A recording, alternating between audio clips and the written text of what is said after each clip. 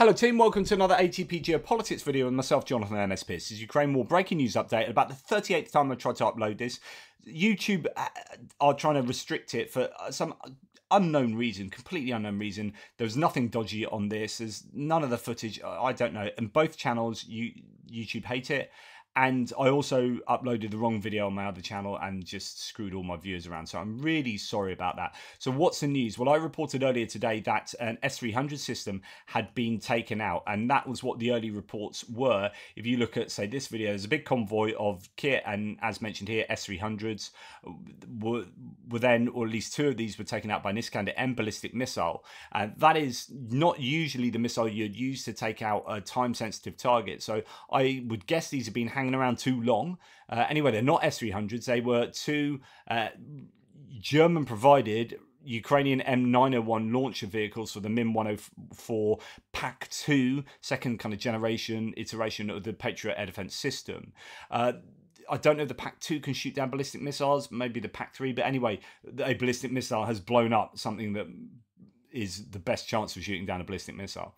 Now, what this shows is, one, the Russians are able to utilize reconnaissance drones in places that they really shouldn't. And this is a massive challenge. And Andrew Patriot talked about this on his live stream without reference to this, that really the Russians are using their all-lands and their reconnaissance drones to find targets that they shouldn't be able to.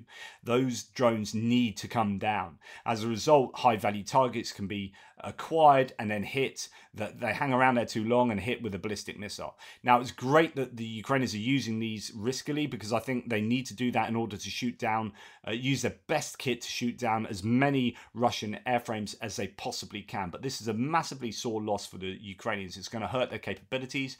It was identified due to the chassis that was used, a German-made chassis, so we know that it's that German launcher.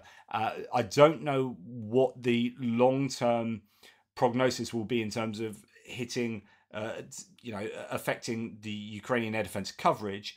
I just hope they can replace these launchers. At least it's the launcher, which is probably the best part of the system to lose, if you like. So the command and control and radar parts of the whole battery are going to be the more difficult pieces to replace. So if you're going to lose any part of the Patriot, you'd rather lose these, as far as I understand it. But this is not good, and is for Ukrainians, and it is good PR for the Russians. They are going to be bathing in the glory of taking this out. Yeah, but as I say, I'd rather the Ukrainians use these riskily, because I think it's still worth it to take out the pilots and the airframes of the Russians. So I hope they still have capabilities near the front line. They need to use shoot and scoot effectively to take out Russian aerial threats. Those aviation bombs, those carb bombs, are such a threat to the Ukrainian fortifications, troops, infrastructure, that something needs to be done about that. So anyway, that's what's happened. That's the breaking news. It's good news for the Russians, not so good news for the Ukrainians. Anyway, take care. Speak soon.